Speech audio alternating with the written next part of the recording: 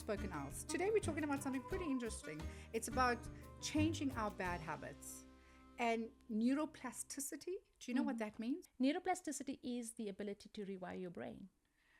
But changing bad habits is challenging because I know I have a whole lot of bad habits that So I'm do I. trying to rewire the brain. But we have to identify what these bad habits are. Can you remember we chatted a while back about, in one of our chats, we talked about where I was in terms of health. Now I'm still on that path. So I'm really working on rewiring my brain to adopt better habits in terms of my health. Let's start with one, just as an example, sugar. I have had to be very intentional about how I use sugar. I am such a sweet tooth. Now, I know it's... You are a sweetie. I am a sweetie and a sweet tooth. But when it comes to sugar, I'm a baddie. I have been. But last year, around November, remember we spoke about this, I really became intentional about cutting down on sugar. And one of the ways I've been doing that, and this is a habit that I have broken, was I was on like 6 cups of coffee a day. And in each of those 6 cups of coffee, I had 3 to 4 sugars. Now, that's a lot of sugar in one day. 6 times 3. Okay. So the only way to get past that was to actually cut down coffee in order to cut down sugar, which is a double good habit that I'm changing. So now I do a cup of coffee in the morning and then maybe one at night, and I don't do sugar. So I think one of the bad habits that I share with you is the poor diet. And what I recently, just like read up, somebody tells you something and, TikTok tells you this. It's about having black salt that you put on your I tongue. saw you eating that black salt. Did you wonder what I was what are putting? you doing? But you explained. Yeah. So literally, I'm again rewiring my brain to putting something like a salt on the tip of my tongue so that I don't really want to feel like I need a sugar. So I mean, the sugar craving sugar is really bad. It is addictive to us. It's very addictive. And I think we've also be so conditioning in just using it as a comfort, as comfort for us. When we're having a sad day, it's like, let's have a cake. So really for me, it's breaking that bad habit when it comes to my diet. Your diet. But can I just add on to that? Because I think it's important, habits are not things that you decide. If you're stuck in a bad habit, like I've learned with sugar, let's stick with sugar for now. It wasn't getting up one day and then tomorrow you've broken the habit. It's a process. So we're talking about November last year when I realized, because I went for some tests and there was like, okay, the results came back and you have to do something about your health and your challenges in terms of health. So I started with sugar, but it was about making decisions. Okay, coffee, because I can then, lessen the sugar. But also it was a process of timing. Remember they say it takes 21 days to break a habit. I didn't even think, 21. I just thought gradually I have to wean myself of sugar. So where I did 3 sugars, I would now have less cups of coffee a day, but also less sugar. But I didn't go from 3 spoons of sugar to nothing. As time went on, I needed to go 2 sugars. And that's the rewiring of the brain, because eventually my brain gets used to the less sugar.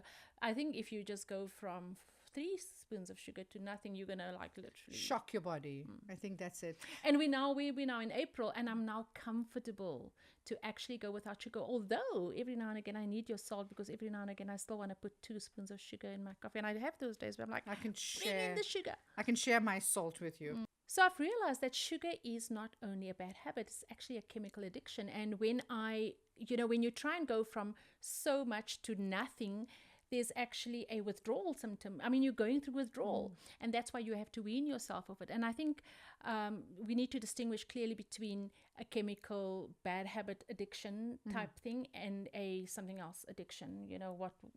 Yes, so we talk about sugar. That's a poor diet. For me, it's like, you know, exercise. Like I sometimes my brain is, I have to talk to my brain that I have to go to exercise because, you know, moving is good for your body. But, you know, you have a cloudy day and then you're like, oh, Like, you I'm talk to not yourself, oh, I going. don't want to really get And out. how do you stick to your routine? Yeah. So I think a discipline from a healthcare perspective, and that's really changing and rewiring your brain. And it is so important because I think that is something that we are learning later on in our lives about. So how do you do that? Are you now exercising regularly yet? Or are you, is that where we're working towards? Working towards. So not regularly. So the Pilates is what I'm doing. Yes, and yeah. So it's not regularly yet. But how, what I'm asking is, how do you stick at the moment? What are you doing to make sure that you don't say, oh, I'm lazy today? It's have a coach.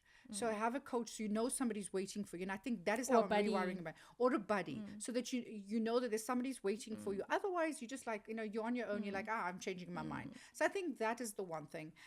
The other really bad habit that I'm trying to work on, and it's really been painful, is procrastination. And what do they say? Procrastination is the devil's workshop. Something. I Something don't know. like that. I'm not going to try and remember. I don't know. It really is now, because I do put off tasks. And so what happens is I do put off tasks, and then I do things last minute, which causes me stress, which causes me anxiety.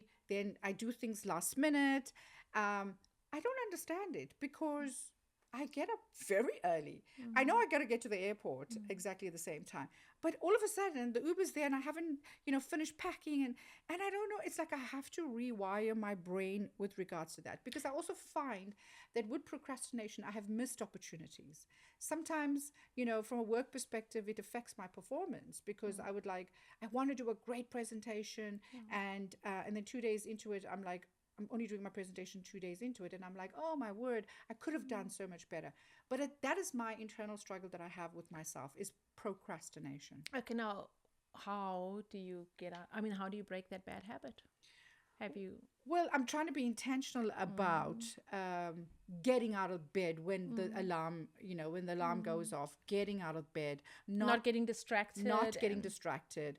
I know that I have somewhere to go to, but there's 5 phone calls. Instead of me not taking those phone calls, I am taking the phone calls and doing makeup and then forgetting this. So I think for me, is I also end up wanting to do too much at one time. At the same time. Yeah. And then ending up actually not getting done, not getting Exactly. any of them done. Waking up at the same time every day, setting your alarm for the same time every day is the start of routine. And routine is really important in rewiring your brain and breaking the habits. Yeah. And so I just want you to maybe talk a little bit about that. And because what we're trying to establish is, how are you doing in terms of,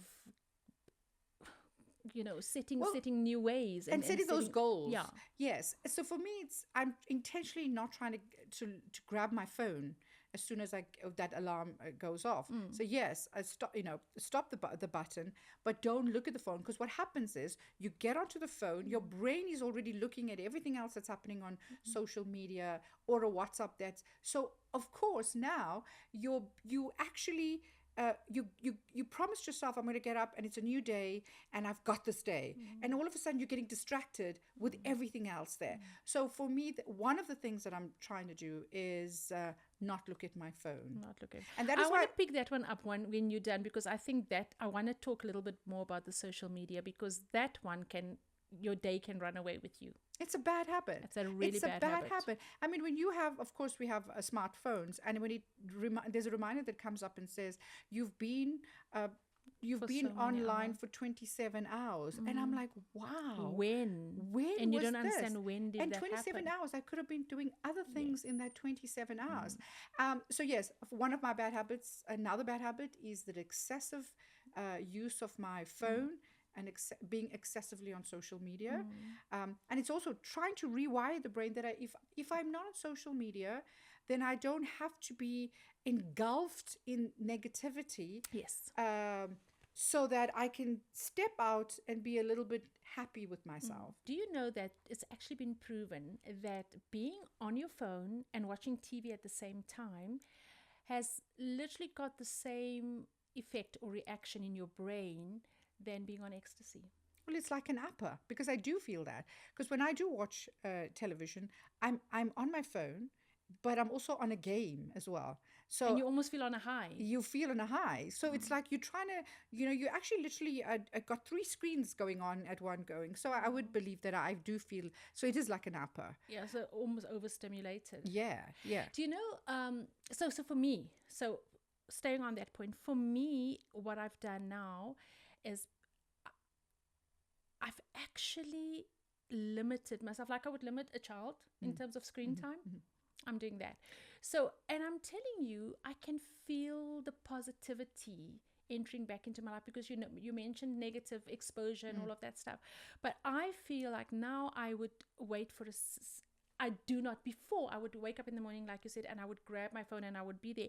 Before you know it, another hour's gone and you've checked up on Twitter, X, and you've checked up on Hour, all 2 of that hours stuff. sometimes. And you don't even realize 2 hours is gone. Now I get up, I do my morning routine, I sit down, I have some quiet time, do a bit of meditation, go and get dressed, get dressed to the shoes. Yes. You know that thing? Yes. That's a real To the one. nines. To the nines. Yes. But to the shoes. So when I say get dressed to the shoes, it means I go and get dressed into my heels because I feel ready for the day then. And that happens before I start engaging in the the devices and the social media and all of that, but just generally not spending so much time on on Instagram. It really has brought a lot of positive energy back into my life. So I have a friend that I know when she literally nothing, she doesn't want to do anything after 9:30, and she has a reminder on her phone that literally tells her it's time to go to bed. Wow. So when I try it goes beep beep. I know. So when I'm on the phone with her in the evening and I see that there's a beep beep there, I said, "Oh, is that your phone telling you anything?" Yeah. I mean, of course we laugh about it, but again, she's doing that as a discipline, and I'm a bit envious of that because I lack discipline in so many ways that I'm trying, and and I'm not proud of it, but I know that I lack discipline, and I'm trying to change those things and be intentional about all it. So I do set goals. I'm trying to meditate, so it gives me a little bit of a clearer mind about certain things that I for the day, like just that not getting enough sleep. I mean, when people talk about sleep and you're like, well, I've had 2 hours yesterday, 2 hours today, 2 hours tomorrow, that's 6 hours. No, Katie, No, it means 6 hours in one day. And that's but continuous sleep, uninterrupted continuous and that's sleep. a bad habit. And how do you change that bad habit? Is that maybe an hour before going to bed, I'm trying not to get on my phone and really, again, read a book or maybe just wind down, dim the lights, wind down. That I know is helping me. So you've spoken about sleeping and, couple of bad habits, but I can remember clearly you talking to me about something that bothers you that you want to change. Remember? No? Yeah, yes. You know what it is? It's FFS. It's the swearing. For fuck's sake. So, yeah, you said that for you, that's a bad habit. Yeah, I mean, the thing is, it's like, the swearing is a bad habit I'd like to change, but I don't know if I'm too old to change that. I'd like to, because sometimes I think, again, it depends on where I am. Of course, I'm not going to swear around my mom. I'm not going to swear around, but sometimes it feels so good to say something for fuck's sake when I'm angry. Do you believe in you cannot teach old dogs new tricks? You can't teach old dog new tricks. And besides the swearing, that's not true. Besides the swearing is a bad habit that I think I want to change, but I don't know if I want to change it because it helps me express myself. Yeah, but now you're conflicting here because I am conflicted. I've just told you I've lacked discipline. Okay, you sound conflicted right here because on the one hand you're saying you cannot teach an old dog new tricks. On the other hand, you're saying you can rewire your brain with that big word. What would that be mentioned? Plastic what? Neuroplasticity. Neuroplasticity. Where are we at with swearing for you?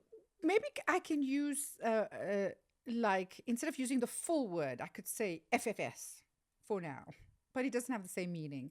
I don't know if it's something. Is it really bothering you that much? Is it really bothering you that you're using unsavory words, or is it in certain situations? No, I think it bothers other people. And I think that's why. So because it bothers other people, you want to change it because you want to be courteous towards them. I want to be courteous, but I'm conscious about not using the bad words when they're older people or people that I know that don't like it. So, from what I know, and I don't know. But maybe I don't sound elegant maybe I feel I don't sound elegant if I use those You words. sound very confused. About yourself. I have declared that I do lack discipline. So. But is it discipline? I think you need to decide what it is that you want to do with the swearing before you venture into what is it that I'm going to do. But how would you rewire your brain for something like swearing if I admit that it's a bad habit? I was a plastic surgeon. Neuro. Is there a word like that? A neurosurgeon or neuro. Well, whatever. it's like rearranging your whole brain. It's like rearranging your closet. I just can imagine that. It's like how you've got to take out certain things, look at what doesn't fit you or doesn't work for you anymore, put it back. So maybe I'll just park it off as maybe I'll think about it. Sorting out your cupboard is a bit easier, I think. But I think let's start off small. Yeah. Because I think, we're sitting and talking, I think everything just becomes too overwhelming if we think about... Start with small. Start with sugar. Okay, so allow me to that. So one bad habit at a time. You've been swearing for 54 years now. No, I don't think you started swearing. How old were you when you started? 52. So I think I was 2 when I started using that word. Sometimes you're being too hard on yourself. Yeah. So instead of maybe replacing a bad habit with a good habit. So it's like, do you actually just want to remove the habit and replace it? Or maybe just work around it? Because I think if you just want to remove a bad habit to a good habit, I don't know if that's healthy. So about replacing, if you are going to, let's use as an example, you've been smoking. I know you don't smoke, but now you say no. So this is the swearing scenario. You've been swearing is your cigarette, okay? And you're smoking and you say, okay, well, I'm going to stop smoking. I'm now going to be vaping. It doesn't work because you're replacing. Right? It doesn't work. So what you need to do to change that habit completely of smoking is not to replace it with something else that is a similar habit, but to actually refocus completely and get that out of your life and focus on something completely different. Oh, but maybe I think of it differently. It's like, so say if my bad habit is snacking, right? And of course, snacking again is not healthy, but maybe snacking on nuts versus snacking on, so I'm rewiring my brain that I still want to snack, but maybe snacking a bit healthier, so then eventually I get it out of, I think, because it becomes too overwhelming if I want to just give up. What you're saying, so the habit is not, so the habit is snacking. Yes. So you want to change snacking. So yes, it's better to snack on more healthy snacks, but every time you snack on more healthy snacks, now you're going to be reminded of the old stuff, and eventually you might just fall back onto. No, you're gonna regress. I think I need to be patient because it can't just happen overnight. So I'm gonna give up my snacking chocolate into snacking nuts, but less snacking because you need to get rid of snacking, and then less snacking. So so it's not gonna happen overnight. So this is what I'm trying to say. What your habit is that you want to break then is not snacking. Your habit that you want to break is eating unhealthy foods. Yeah. It's not, the habit is not snacking. Yeah, but I think it's I don't think it's unhealthy. I don't think it's about unhealthy. The bad habit on the snacking is that I need to be crunching something. So it has nothing to do with the food. I spoke about this on a few weekends ago when I had somebody else say, "Oh my God," because some people snack. It's a bad habit where it has nothing to do with food, but they snack on ice. And it's like that crunchy feeling that they need to have. And I heard somebody snacking and it was a sweet. And I said, but you've had like 3 sweets in the past hour. She's like, yes, I need to crunch.